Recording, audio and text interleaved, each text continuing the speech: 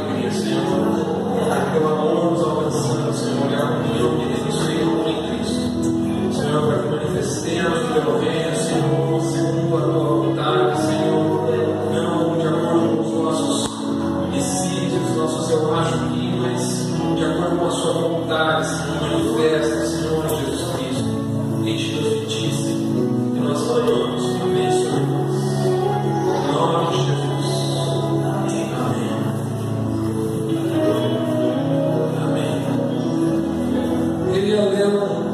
Pequeno trechinho da palavra com os irmãos, está lá no livro de Isaías, capítulo 57.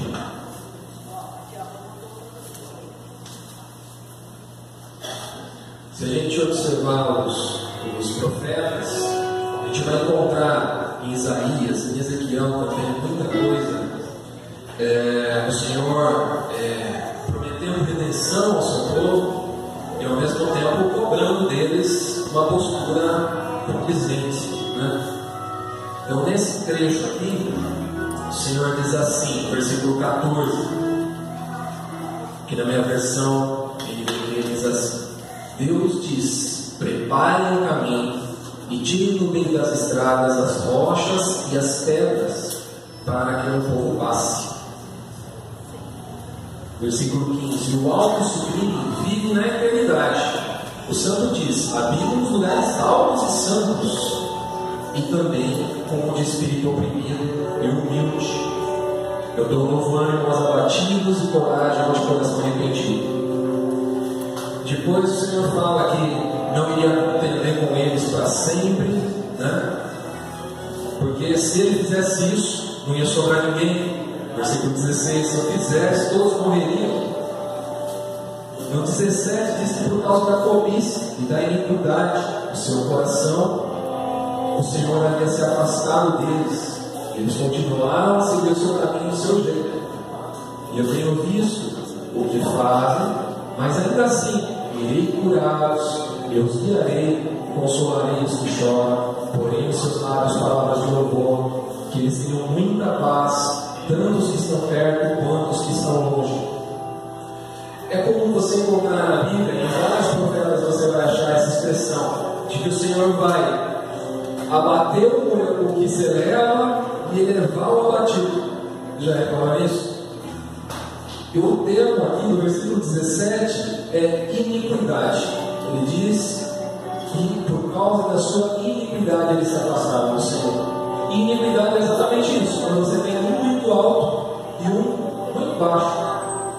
E os profetas, vai encontrar isso em diversos profetas, que o Senhor ia preparar o seu caminho, derrubando as montanhas e levantando os vales. Quando João Batista aparece, Jesus diz: ele é a voz que clama no deserto, preparar o caminho do Senhor. E é exatamente isso, aplanar o caminho do Senhor. O Senhor nos chamou para esse ministério, aplainar o seu caminho, tornar acessível a todos a glória do Senhor, a graça do Senhor.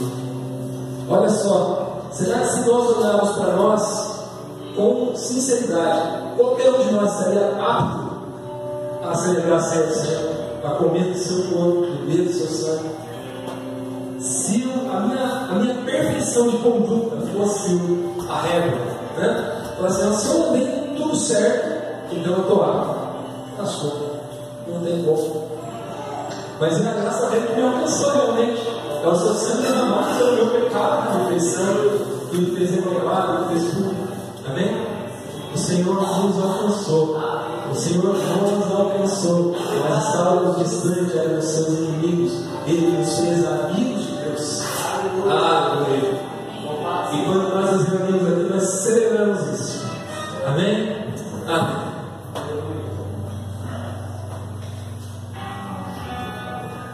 Senhor, habita não só no lugar, mas também com o abatido, com o ouvido de coração.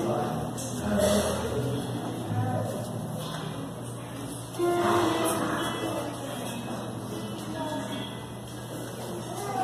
Salmo 73 diz que na comunhão o Senhor derrama bênção e vida.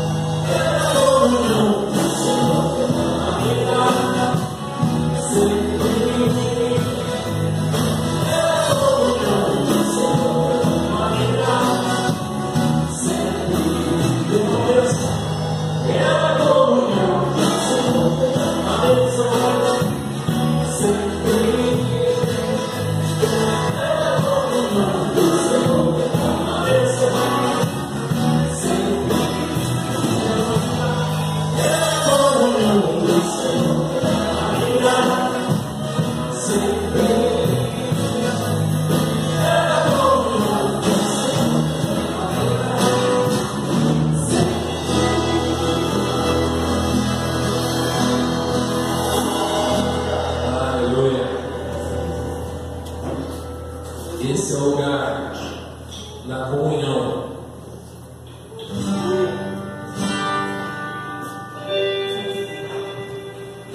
Enquanto eu respirar, cantarei pra ti, pode meu mundo acabar.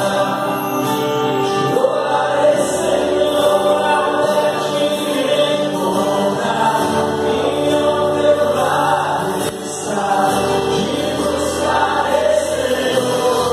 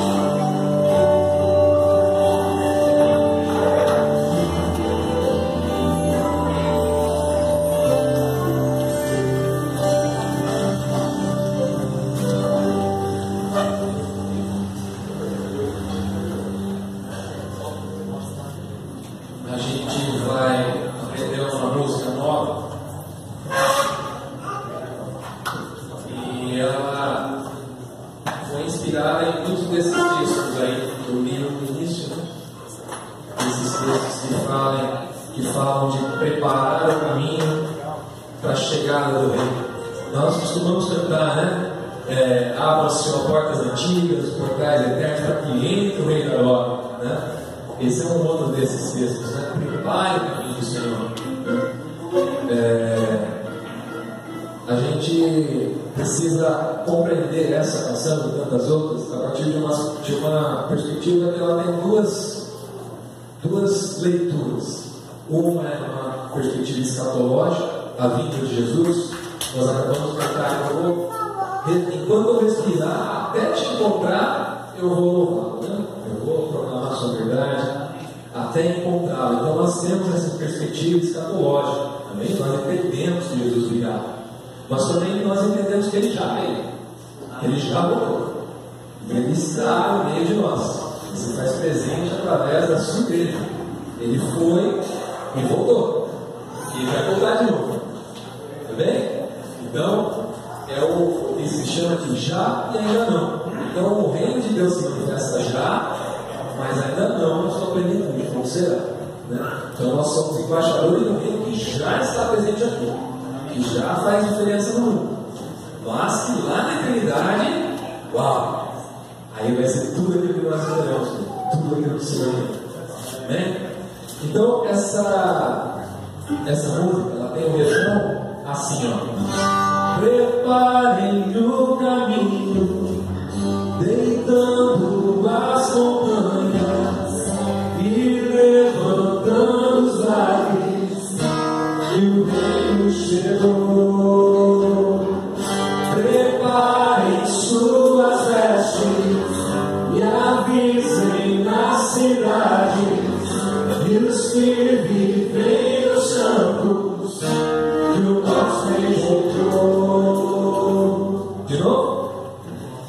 Preparem o caminho, deitando as montanhas e levantando os vales, e o reino chegou. Preparem suas vestes e avisem nas cidades, e os que vivem nos campos, o nosso rei chegou. Beleza? Então é um convite para nós prepararmos e avisarmos. Amém?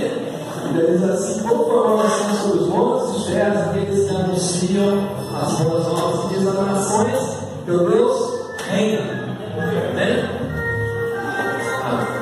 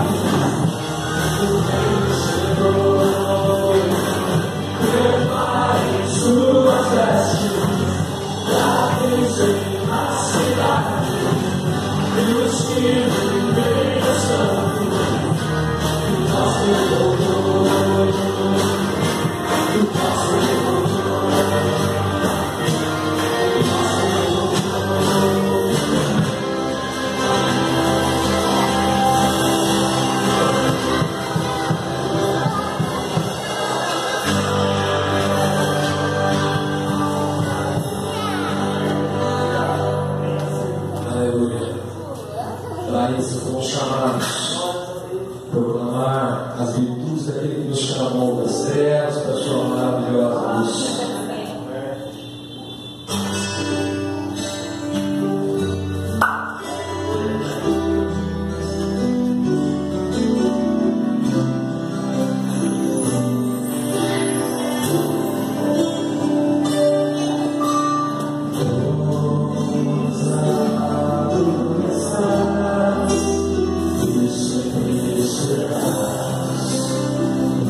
Nosso Deus.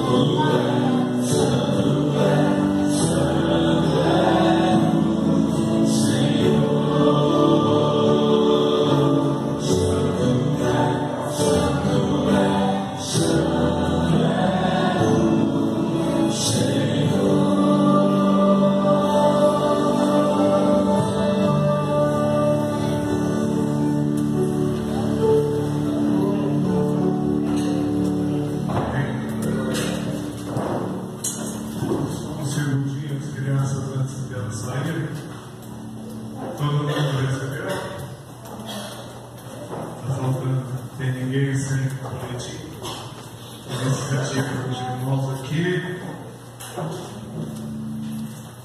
Alguém que faz aniversário em julho, nada nisso aí?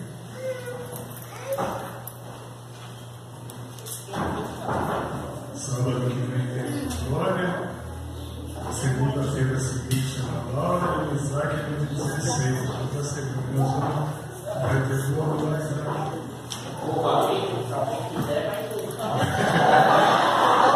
Vocês acham que a gente pegar e fazer um grupo? Vamos fazer um grupo aí? Tudo bem, que bom. Aqui então toda a programação. No próximo sábado, às 7h30, é um infantil. E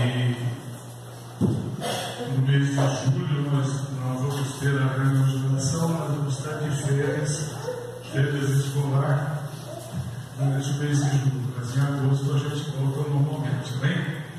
E no dia 29 os homens de verdade. E não se esqueça de fazer agenda aqui com o Roberto e o Fernando, se você ainda não se inscreveu no Monte Casa. É o seguinte, no próximo domingo nós vamos fazer uma coleta, vamos levantar uma oferta, e nós vamos chamar de oferta missionária. Bem? A situação é assim, todos conhecem o Deus que fala isso aqui. E ele teve que mudar de casa e a casa para onde ele foi com um valor maior. Então, já me pediu, né, que as igrejas se cotizassem e participassem disso para poder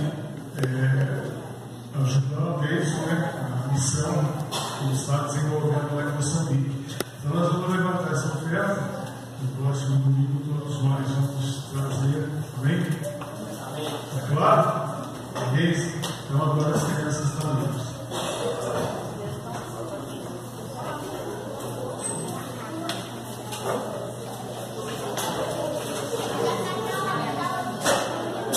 Essa semana foi a aniversário do domingo.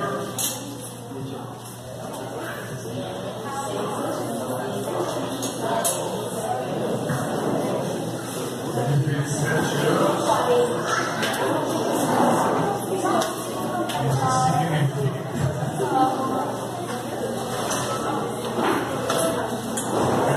Isso significa que os avós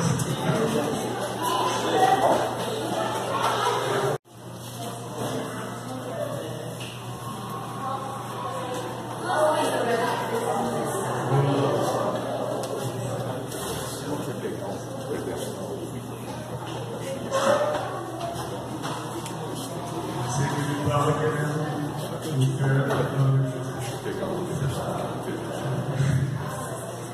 algumas vezes eles vêm com essa conversa que está longe, sem ouvir que eu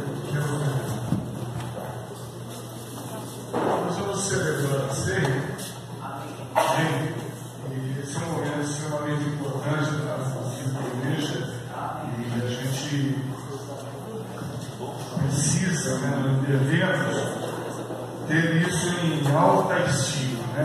Levar esse momento ele é extremamente relevante nas nossas vidas, porque ele está, o Senhor Jesus falou para a gente celebrar isso em memória dele. Então, quando a gente tem essa compreensão, entendimento de que sem ele nós estaríamos fritos, né? Literalmente fritos no inferno. Sem ele não haveria possibilidade de vida, não há como nós nos achegarmos à presença de Deus Santo. Então, quando celebramos a ceia, a gente celebra esse momento. É um momento assim que precisa estar dentro da gente, assim, misericórdia, né? Aleluia, esse é um grande momento. Isso é que mudou o meu destino, mudou a razão da minha vida. Amém? Então nós vamos celebrar a ceia. Só queria falar uma coisa rapidinho. um assunto que tem estudado, né? Está estudando aí esse assunto. O Denis vai ajudar lá, que o Igor fez aniversário, tá? Então vai ter alguma coisa lá para as crianças. Mas o Luiz e a Luísa também estão lendo esse assunto, pode me ajudar, sei que pode participar, tá bom? Vamos ler capítulo 13 de Ezequiel.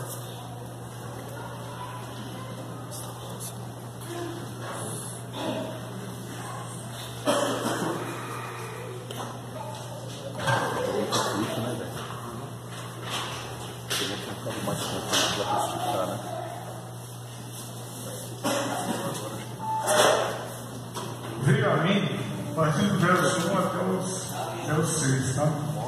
Veio a minha palavra do Senhor dizendo: Filho do homem, profetiza contra os profetas de Israel, que, profetizando, exprimem, como dizes, o que lhes vem do coração. Ouvi a palavra do Senhor, assim diz o Senhor Deus: ai dos profetas loucos, que seguem o seu próprio espírito, sem nada ter visto. Os seus profetas, ó Israel, são como raposas entre as ruínas. Não subistes às brechas, nem fizestes muros para a casa de Israel, para que ela permaneça firme na peleja do Senhor. Tiveram visões falsas, adivinhações mentirosas, os que dizem: o Senhor disse, quando o Senhor os não enviou, e esperam o cumprimento da palavra. Não tivesses visões falsas e não falasses adivinhações mentirosas, quando dissesses: o Senhor disse, sendo que eu tal não falei. Mas clamamos por tua graça, Deus, que nos ajude a compreender a tua palavra e a fazer morada no nosso coração. Em nome do Senhor Jesus. Tem que trabalhar ao contrário, realmente. Tem que trabalhar com a cabeça. Senão não dá Já altura, né? citou aqui o texto de Isaías, e aqui Ezequiel está se profetizando numa época meio parecida, não são os mesmos dias, mas é uma fase da história de Israel extremamente complicada, né? Que Israel se desviou dos preceitos do Senhor e tudo aquilo que Deus tinha dado como direção para que eles vivessem, e eles estavam em situação difícil. Eles seriam punidos, eles iriam passar por situação, serem afastados da terra e coisas assim, mas não é disso que eu quero falar, não. E Ezequiel levanta essa questão de que havia no meio deles profetas que falavam coisas que Deus não tinha dito. E essa é uma das grandes razões porque esse povo acabou se desviando dos caminhos que Deus tinha proposto na vida deles. Mateus capítulo 7.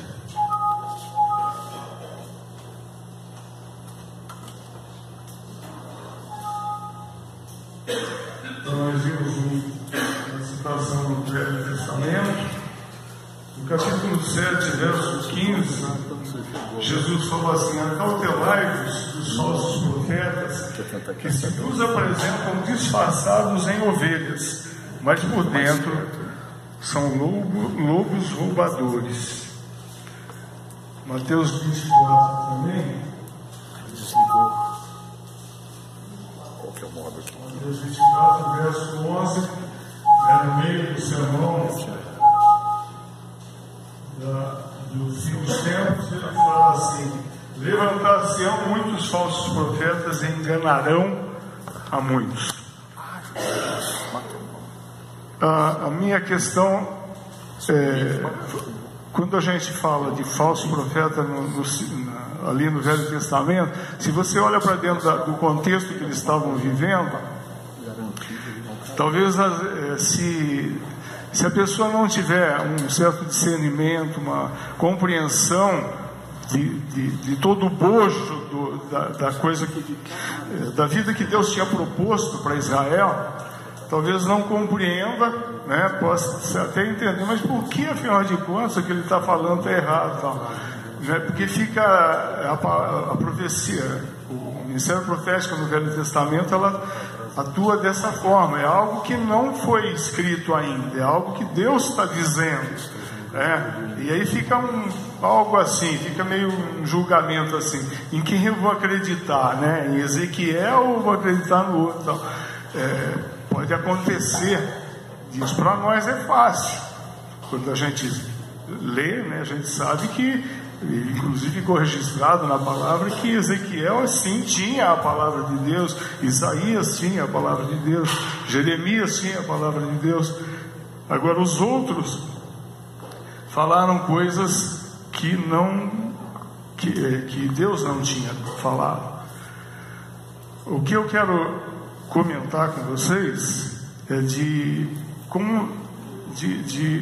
vamos chamar assim, contextualizar essa questão da falsa profecia. Não no sentido de ministério profético, não estou discutindo, não estou falando disso. Estou falando que o profeta do Velho Testamento, ele, na medida que ele falava aquilo que Deus não falou, ele fazia o povo se desviar do caminho que Deus tinha proposto para ele. Amém? E como isso funciona para nós hoje? Essa situação de como que se forma os conceitos, os preceitos na cabeça de cada um, como nós assimilamos essa questão, e isso se torna verdades ou mentiras para nós, né? Se a gente se perde da palavra de Deus, a gente com certeza vai cair nos erros, tá? Então esse é o grande parâmetro para a gente julgar aquilo que a gente vem aprendendo. Mas eu queria assim pensar com cada um de nós, como cada um de nós forma através das nossas vidas os preceitos em cima dos quais nós lidamos com a nossa vida no dia a dia. Eu tenho convicção plena que todo ser humano na face da terra anda pela fé que tem, né?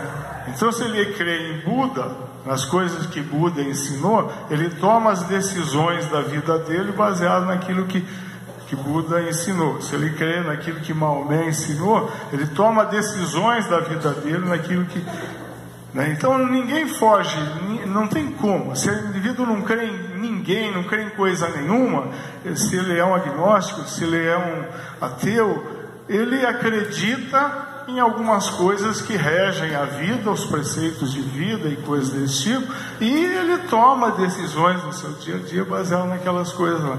E nós também tomamos decisões das nossas vidas baseadas naquilo que nós cremos. Teoricamente, por crermos no Senhor Jesus, a palavra de Deus é o grande parâmetro das nossas vidas. Todos nós, teoricamente, tomamos decisões baseados na palavra de Deus. Amém? Esse deveria ser o padrão. Mas se a gente começar a observar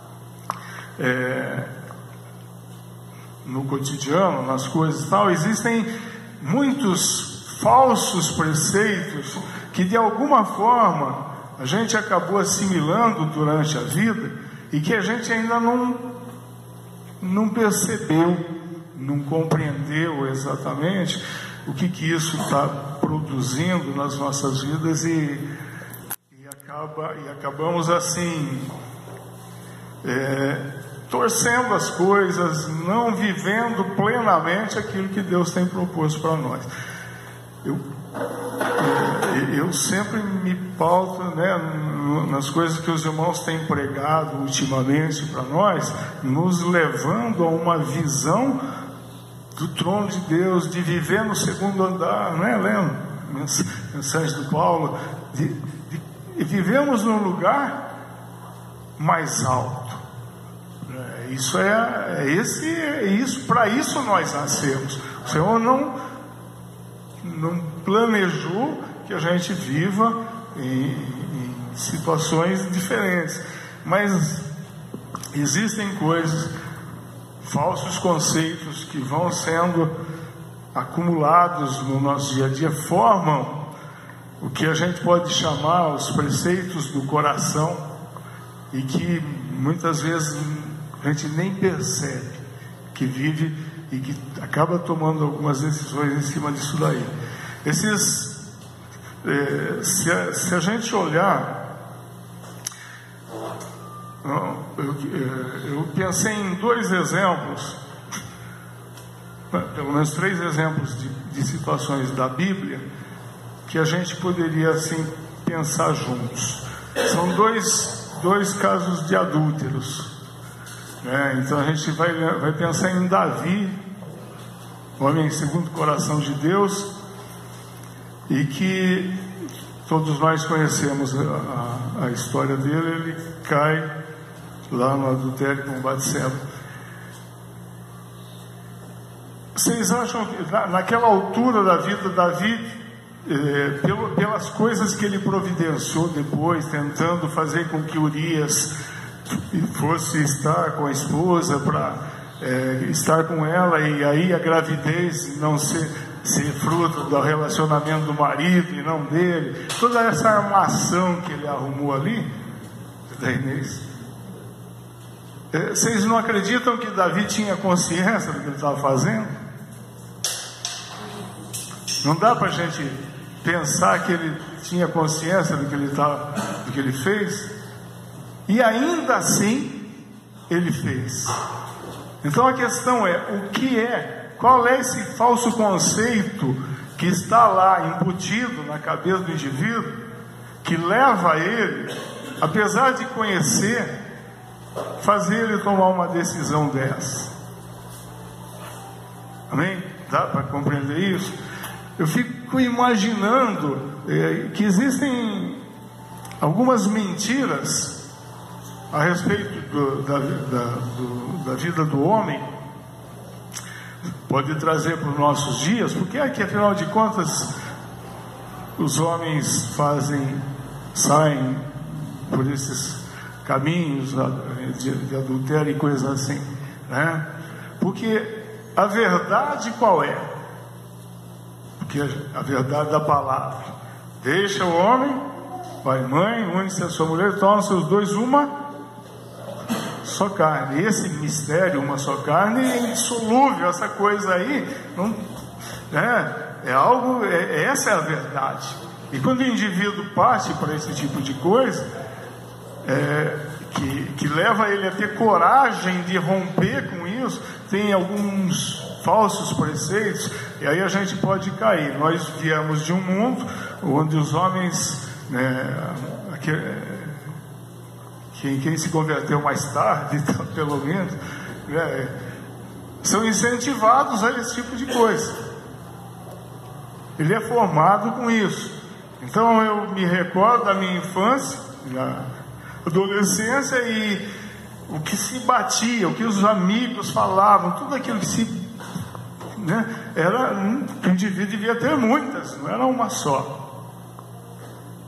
Esse é um falso conceito que impregnou na cabeça, e ele precisa ser rompido. É um pecado que entrou aí, e a verdade precisa tomar esse lugar, e muita gente não consegue se apegar à verdade. Davi não conseguiu. Depois houve todo um processo de arrependimento e tudo mais, e há uma mudança na medida que a verdade entra na vida dele. Tem a situação da moça que foi pega em flagrante adultério. É engraçado que só apareceu a moça lá, né? O outro lado não tinha que apedrejar os dois. Mas Jesus lida com aquele assunto e depois ele fala assim: olha, vai e não peques mais. Ele não elimina: olha, isso é pecado, hein? Isso é pecado, hein, filha? Não, pega leve, não anda nesse caminho, que isso daí dá inferno. Andar em pecado, deixar as coisas, vai parar no inferno por causa disso. Agora, qual é o falso conceito que existe? Qual é a mentira de Satanás que está impregnado na cabeça das mulheres, no meio da sociedade, que leva a esse tipo de coisa? Porque a gente vai dizer assim: graças a Deus não temos tido e tal, amém. Mas na vida da igreja no todo existem muitas situações. E no mundo, então, nem se diga, né? Então, alguma coisa foi embutida, né? Alguma coisa foi ensinada, foi trazida àquelas pessoas. Você vai e pega o caso do casal lá de Atos 5 ou 6 lá, né? Ananias e Safira. Eles tinha acabado de acontecer, estava acontecendo ali na igreja de Jerusalém um fenômeno do mover de Deus, da ação do Espírito Santo, que trouxe aquilo que seria, assim, no aspecto de vida social, algo não sei o termo para usar, algo assim que se pensa em termos de divisão de recursos, de que todo mundo possa ser cuidado, não exista diferenças, coisas assim. Nunca mais na história da humanidade a gente vê um caso onde o socialismo funcionou. E eu não estou chamando aquilo de socialismo, tá? Aquilo é vida da igreja, ação do Espírito Santo. Mas houve um repartir de coisas que os homens têm tentado, através de políticas e através de armas, através de um monte de mentiras também, fazer existir alguma coisa que é impossível. Porque só é possível porque o Espírito Santo foi derramado sobre a igreja e as pessoas foram quebrantadas, entenderam o recado de Deus e viveram esse negócio, né? Aí Ananias e Safira aparecem lá, vendem também uma parte do negócio e aparecem lá com uma parte só daquilo, e eles acabam morrendo por causa disso, né? E Pedro fala para ele: escuta, se você não tivesse vendido, não continuava seu, né? Por quê? O que está por detrás? Qual é a mentira que essas pessoas carregavam lá na sua mente, que levou elas a ter coragem de mentir para os irmãos ali, para mentir para o Espírito Santo? Então essas mentiras, muitas delas estão impregnadas nas nossas mentes. Se a gente, eu posso até abrir aqui, vocês quiserem dar ideias de coisas que podem ser de mentiras que estão impregnadas nas cabeças e que têm levado pessoas a se desviarem às vezes do Senhor, ou de não viverem plenamente, e um monte de situações que vão ocorrendo. Eu participei uma vez de um estudo, fiquei uma semana ouvindo Christian Shane falar da história da igreja, desde Martinho Lutero até os nossos dias. E ele foi mostrando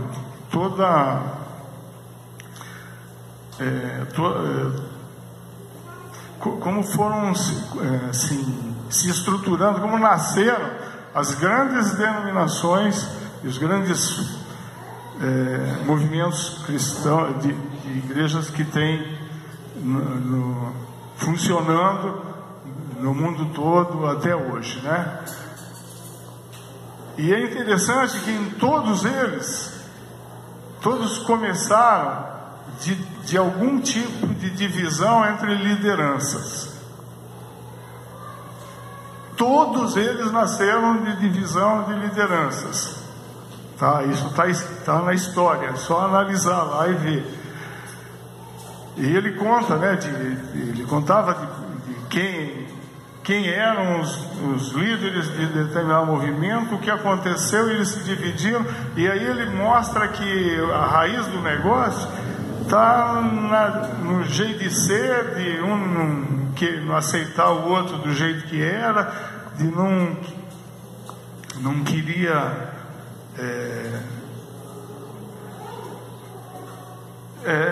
receber do outro, né? Eram temperamentos diferentes, formas de trabalhar diferente e coisas desse tipo, e tudo isso nasceu, né, por causa dessas situações.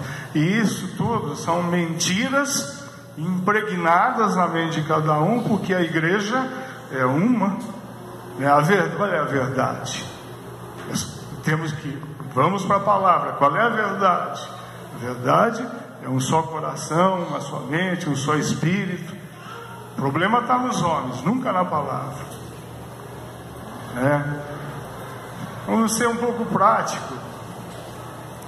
Nos nossos dias há um forte trabalho de mídia, de governos, há uma linha filosófica que pensa a modernidade e quer enfiar a goela abaixo de todo mundo preceitos que contrariam os princípios da família, que contrariam os princípios de Deus. Então eles ficam enfiando, né? E aí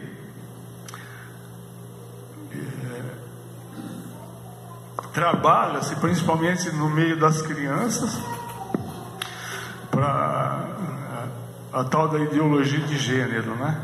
Estão lá batalhando para enfiar essas coisas na cabeça das crianças, porque a criança não tem senso crítico, ela é indefesa nesse sentido, e quanto mais eles mentirem essas coisas na cabeça das crianças, essas crianças vão crescer, né, com esse falso conceito, e na hora que ela se deparar com a palavra, então ela vai ficar, alguns vão se converter, outros podem ser que se prendam às mentiras e fiquem presos a essas coisas que são contrárias à palavra de Deus.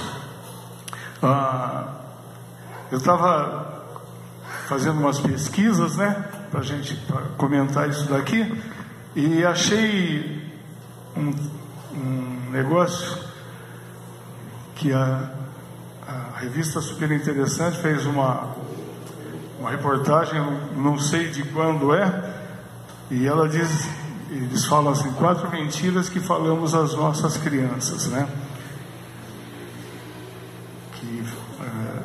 E a consequência dessas mentiras que falamos às crianças. E uma delas, eles dizem assim, a respeito do uso da disciplina e coisas desse tipo. Eles dizem que o uso da disciplina gera violência nas crianças, eles vão ser adultos violentos, e isso dizem os especialistas, né? Então isso aí é toda uma ação articulada por detrás, né? Há um monte de gente que advoga essas causas modernistas, né? E que querem desvirtuar a palavra de Deus, querem destruir a estrutura das famílias e ficam jogando essas coisinhas aí.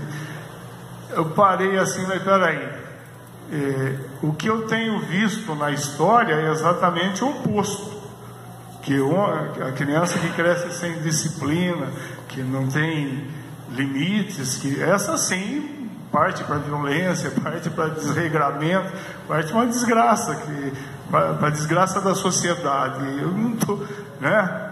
Mas como foram os especialistas que falaram, então nisso eu me prendo aos tais dos falsos profetas.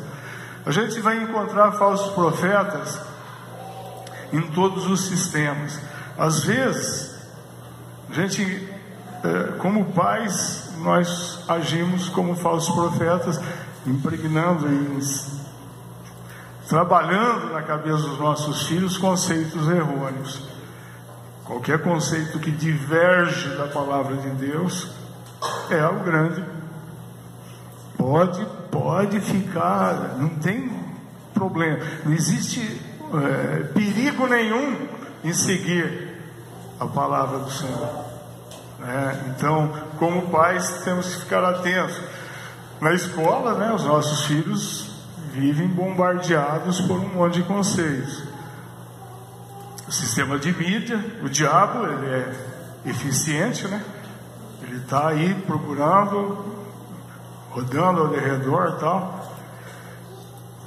Uma das mentiras que a gente assim, precisa ficar atento, e ela é muito difícil de contornar,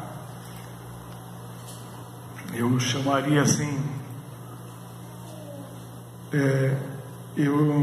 na questão da satisfação pessoal, na questão da felicidade individual, de estar no gozo da satisfação plena de vida. Existe um monte de coisas que a gente pensa e tal, e que por causa delas a gente não vive plenamente determinadas coisas. Um exemplo é: se a minha esposa fosse assim ou assado, eu seria feliz. Se o meu marido fosse assado ou assim, eu seria feliz. Se a igreja não tivesse tantas falhas, eu viveria plenamente. Se o governo não fosse tão ruim e tal, eu fico fazer um parênteses aqui, toda pesquisa de satisfação que se faz com o Temer, ele bate quase 90% de insatisfeitos, né, com o governo, né? E eu olho assim, coitado, pessoalmente, né? Porque se a gente compreendeu o todo, o Temer ele tem a culpa dele, não temos dúvida disso, porque ele entrou nesse negócio, mas ele pegou um abacaxi que não tem um ser humano na Terra que consiga consertar. E aí estão insatisfeitos com o Temer. Percebe? A gente é imediatista, a gente olha para aquilo que está acontecendo, para a comida que não tem hoje no prato, coisas desse tipo, não consegue entender o todo, né? Mas voltando aqui, nós precisamos entender que a nossa felicidade só depende de nós. Eu sou o grande responsável pela minha felicidade e minha satisfação. Ninguém no mundo tem capacidade de fazer isso por mim. Mas a situação é essa, o fulano fez isso, a fulana fez aquilo, e daí? Isso não tem nada a ver com ser pleno. Eu não dependo, eu não posso depender. Qual é a verdade de Deus para mim? O que a palavra de Deus fala? Regozijai-vos sempre, né? E outras coisas semelhantes. Nos encaminha. Olha para o Senhor Jesus. É nele. Toda a plenitude da vida está nele. Não tem outro lugar. Eu não posso depender. Então, quando eu me prendo ao ambiente, às coisas, aos outros, eu fico jogando a culpa nos outros. É o Temer que é o culpado, é a esposa que é culpada, é o marido, é o filho, é o pai, é a mãe, a sogra. Sogra nunca. Já chega.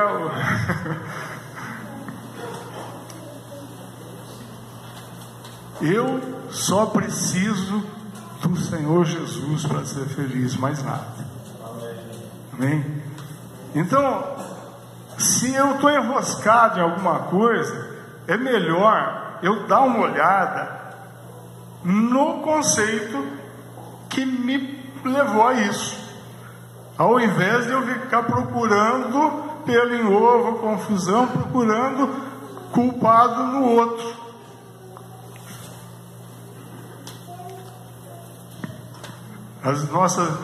Eu queria só falar uma coisinha também de uma questão específica do nosso tema, pregando o Evangelho do Reino, de que nós temos alguns conceitos, algumas dificuldades que nos prendem de ser livres nesse assunto. Vários irmãos têm pregado aqui a respeito da nossa responsabilidade para divulgarmos o Evangelho, para fazermos discípulos para o Senhor Jesus. Isso tem sido incentivado, né? É a Bíblia que faz isso. Eu só preciso ler a Bíblia e viver o que a Bíblia está ensinando. Mas existem de alguma maneira algum falso conceito, algum travamento, alguma mentira de Satanás que está lá no canto, né, da mente, que me impede de ser pleno nesse negócio. Eu penso que pregar o Evangelho, fazer discípulos, ministrar àqueles que não conhecem,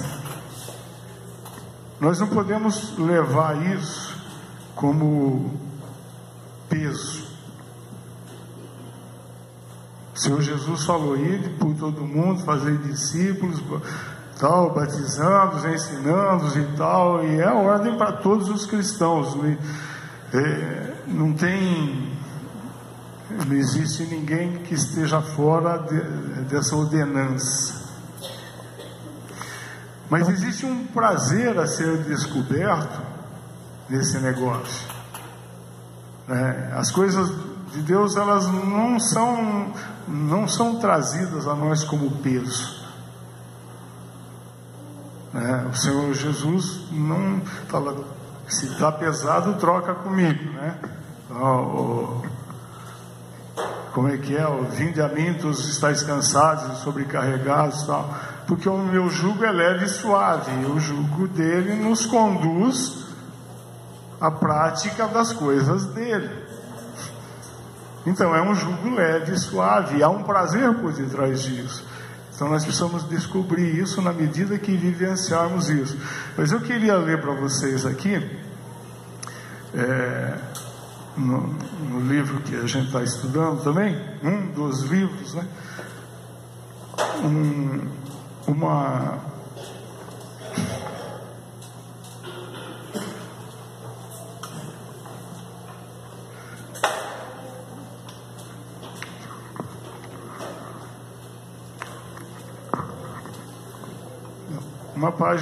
página e meia do livro aqui para vocês. Uma é a palavra de um ateu, um ateu convicto, conhecido no mundo do show business, né? Eu não sei quem é o cara, mas diz que ele é conhecido, e ele falou o seguinte: alguém pregou o Evangelho para ele continuou não crendo por convicção, mas ele disse assim: tenho dito sempre que não respeito pessoas que não fazem proselitismo.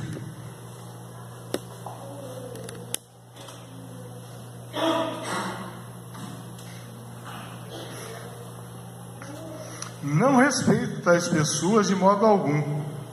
Se você crê que há um céu e um inferno, que as pessoas podem estar indo para o inferno, ou que não estão recebendo a vida eterna, ou o que quer que seja, e você acha que não vale a pena dizer-lhe isto, porque fazê-lo seria socialmente esquisito? Quanto você deve odiar alguém que não faz proselitismo? Fazer proselitismo é fazer prosélito. Esse assunto, essa palavra nasce lá no Velho Testamento, quando os judeus, alguém que não era judeu se convertia ao judaísmo, eles chamavam de prosélito. E essa palavra vem toda para nós. Fazer proselitismo é trazer alguém de alguma religião ou alguma coisa para dentro do Evangelho. É isso aqui que ele está dizendo. Quanto você deve odiar alguém que crê que a vida eterna é possível e não diz isso aos outros? Ou seja, se eu creio sem dúvida alguma que um caminhão está vindo em direção a você, mas você não acredita nisso, e o caminhão está avançando rapidamente em sua direção, a certo ponto em que puxo você. E isto é mais importante do que a sua descrença.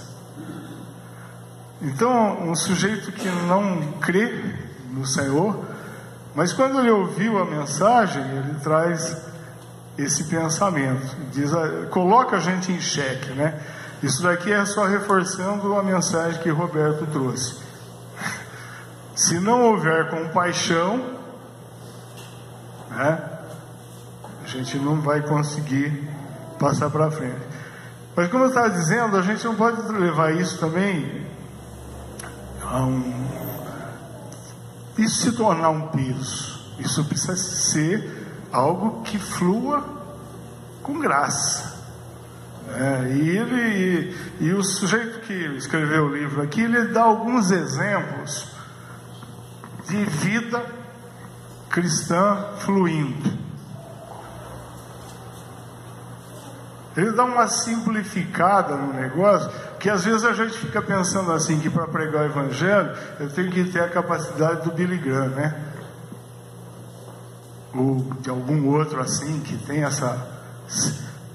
aquela capacidade de pregar o Evangelho com muito poder e isso e tal. A gente, primeiro que não somos nós que temos algum poder, né?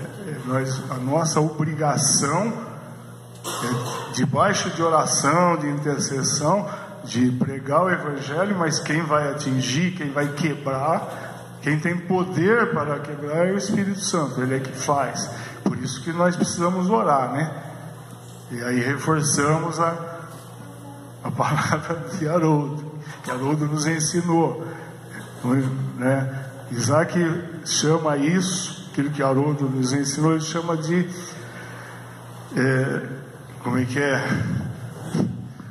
cultura de oração. Ter uma cultura de oração, entender que a oração é vivência, é vida diária, é algo do dia a dia, as nossas vidas, que nos capacita inclusive a falar do Evangelho para outras pessoas. Mas o sujeito deu alguns exemplos aqui. Eu vou ler para vocês esse livro. Alguns dos irmãos estão lendo, então vou malhar, né? Ele fala assim: vamos fazer uma pausa e esclarecer o que significa na prática. Aqui estão 10 maneiras pelas quais um crente pode falar a verdade em amor a outra pessoa, em nome de Cristo, e participar da grande obra de Deus no mundo. Ele diz assim: Jorge é indagado por Pedro, seu colega de quarto. Isso daqui deve ser um lugar onde tem faculdade. O cara está na faculdade, como que chama aquele negócio? Numa república, então lá um amigo do quarto dele. E Jorge é um cara que vai na igreja, numa reunião da igreja. sobre o que, seu colega de quarto, sobre o que ele fez no fim de semana. E Jorge responde que ouviu na igreja um sermão excelente que o ajudou a entender pela primeira vez o que estava verdadeiramente errado com o mundo. Quando Pedro lhe pede que desenvolva a resposta, Jorge mostra por que o pecado e o julgamento de Deus explicam os problemas que existem em nosso mundo.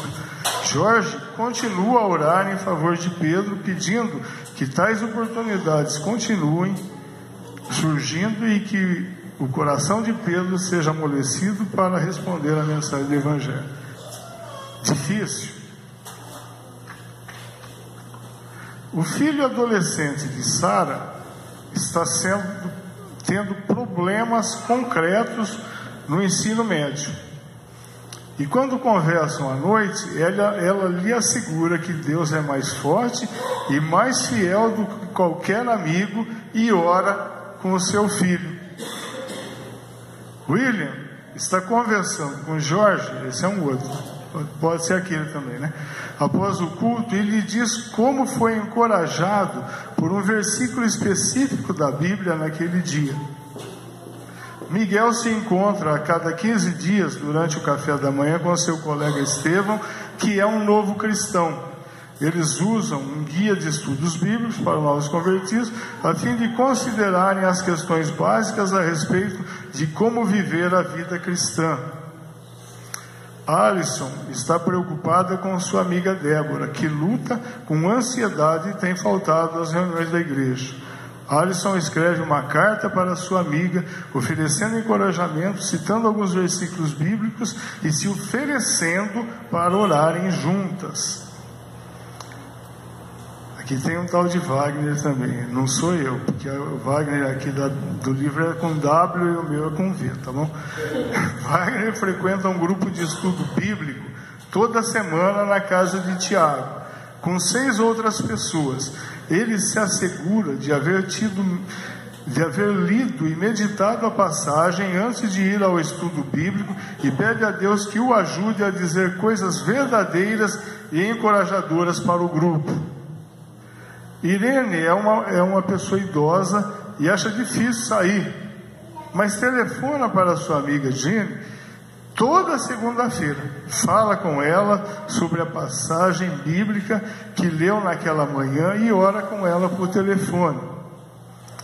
Clara tem orado durante meses para sua amiga Shirley e finalmente convida-a para uma reunião evangelística que sua igreja está realizando. Enquanto voltam de carro para casa, Clara fala com Shirley sobre a mensagem e faz o seu melhor para responder às perguntas de Shirley.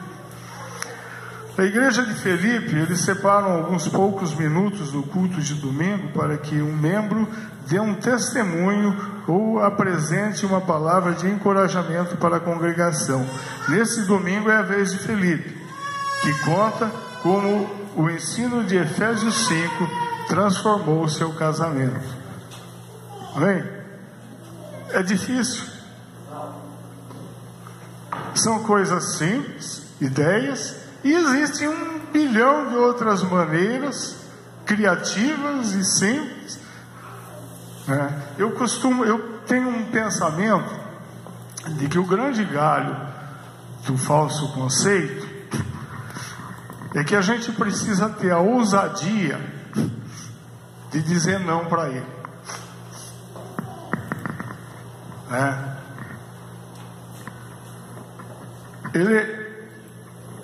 Vamos pegar um lugar fácil de entender isso.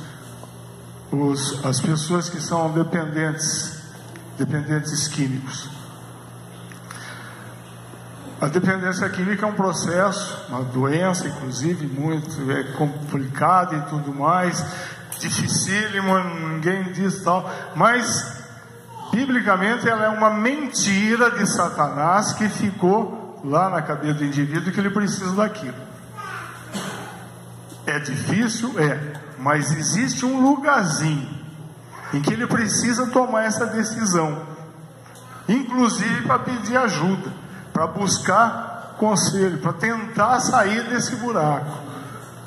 Então não existe nada na vida da gente que não começa com uma decisão da gente. Inclusive abandonar os falsos conceitos e se apropriar dos conceitos verdadeiros. Difícil há muitas dificuldades e um monte de coisa, mas depende de mim. Eu que tenho que lidar com esse assunto, e eu tenho que tomar essa decisão. Então é difícil falar com os vizinhos, falar com isso, falar com alguém no ônibus ou no mercado, seja, eu sei como é isso. Também tenho dificuldades, mas eu preciso romper com esse falso conceito, porque a verdade é, se eu não falar, essa pessoa vai para o inferno. Amém? Não é a pessoa ir para o inferno, amém? Não, mas que eu preciso me apropriar da verdade. Os falsos profetas modernos criam um monte de mentiras que estão impregnando a cabeça de todo mundo, inclusive as nossas às vezes, e nós precisamos dar um pontapé nas mentiras, apropriar da verdade e lidar com a verdade. Amém? Pegar essa verdade, viver a verdade. Eu não consigo, é difícil, mas a verdade é, o Senhor tem poder para isso. Então eu tenho como. Existe um caminho, existe uma saída. Amém? Então nós não precisamos caminhar em cima da mentira. Esse é um negócio que acho extremamente impactante para a gente, né? Eu tomar a verdade, nisso eu tenho ficado muito satisfeito com aquilo que Deus tem nos falado, todas as coisas que tem ouvido, os irmãos têm trazido, tem sido muito edificante, porque eles estão trazendo verdade. Eu preciso tomar dessas verdades. Amém?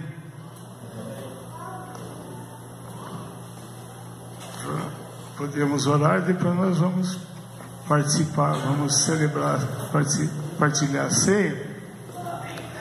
E com esse coração, porque eu gosto muito do texto lá de 1 Coríntios, que ele diz que a gente deve rever o coração, ver se existe alguma coisa aí que precisa ser consertada e tal. Então conserta tal, mas tome. É uma atitude de fé. Vai lá e tome. Vou consertar e vou tomar. Não vou ficar me lamentando, não vou ficar aquele texto, Jamie costuma falar tem gente que gosta de ficar coçando as feridas com telha, né? É uma situação de Jó, né? Que ele está tudo ferido, ele usa telha para coçar, né? Eu não suporto esse negócio de ficar coçando ferida. O Senhor nos colocou num lugar que não tem a ver com ferida. As feridas são curadas nele. É esse lugar que eu quero andar. Por uma postura de fé, tomar desse lugar, não ficar se lamentando, se lamuriando e sai dessa. O Senhor não nos colocou nesse lugar. A verdade é que nós temos vida plena nele. Amém? Amém. Amém. Obrigado, Senhor, por esse tempo, e clamamos que o Senhor continue nos ajudando a compreender, a meditar na Tua palavra dia a dia, Senhor, e tirar dela, Senhor, Senhor, a provisão para as nossas vidas, a cura e a libertação de todos os males, e Senhor, um lugar, Senhor, assim de lugar mais alto, Senhor, para sermos evidência da Tua graça, do Teu amor para com todos, para cumprirmos, fazermos partes, ó Deus, daqueles que cumprem o Teu chamado, que o Senhor falou lá, e ficou escrito lá em Isaías, que o Senhor nos ungiu para transformar a sociedade, no nome do Senhor Jesus, ó Deus. Amém. Amém.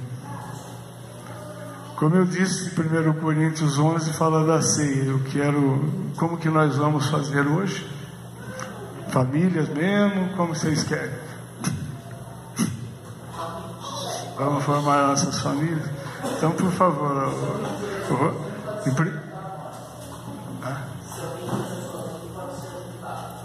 amém. Em primeiro lugar, agradecer a Fernanda e o Roberto que prepararam os elementos aqui para nós hoje. Obrigado. Por favor, vamos ficar em pé, nós vamos orar.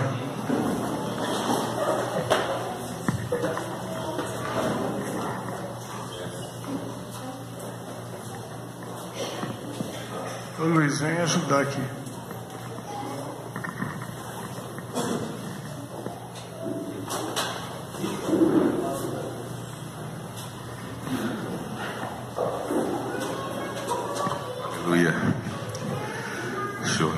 Nosso Pai, nós te agradecemos por esse tempo agora que nós vamos estar compartilhando do Teu corpo e do Teu sangue, Senhor, em memória de Ti, Senhor.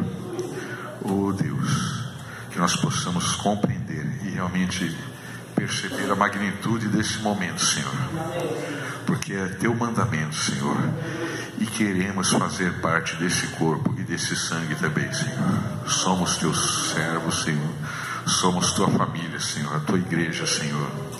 Oh Pai, coloca esse sentimento no coração de cada um, que cada família assuma a Ti realmente como Senhor e Salvador e Autor de toda a vida. Aleluia. Em nome de Jesus, opera poderosamente sobre cada um, Senhor.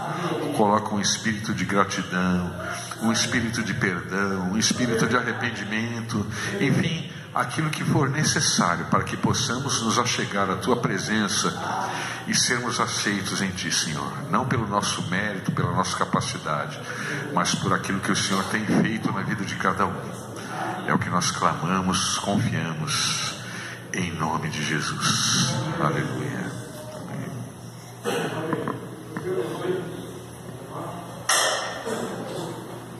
Amém. Podemos nos achegar para nos servirmos. Amém.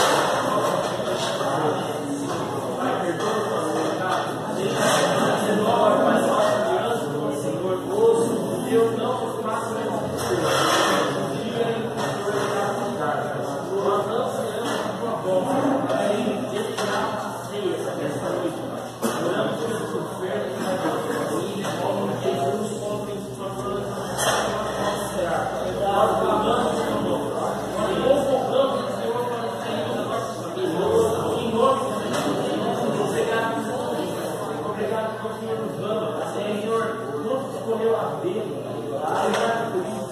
Abençoa dentro da nossa família também não estão aqui nessa vida. Em nome de Jesus, abençoa a glória da família. Vai casando, vai faz a obra, em nome de Jesus. Nós também adoramos pela igreja, pela nossa unidade, para que sejamos cheios do teu Espírito nessa noite. Em nome de Jesus.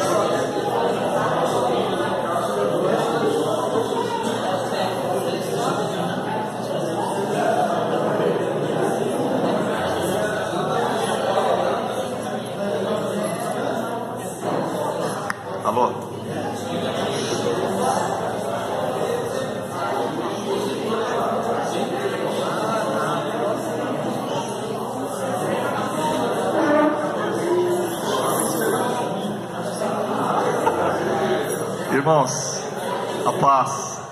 Eu tenho lá atrás várias revistas da revista, vários exemplares da revista Impacto para doação. Você pode passar lá, tem 3 caixas. Você procura aí o que mais interessa e pode levar para sua casa, gratuitamente, viu? Foi doação de um irmão e eu lembrei de trazer aqui para compartilhar com vocês, tá bom? Obrigado.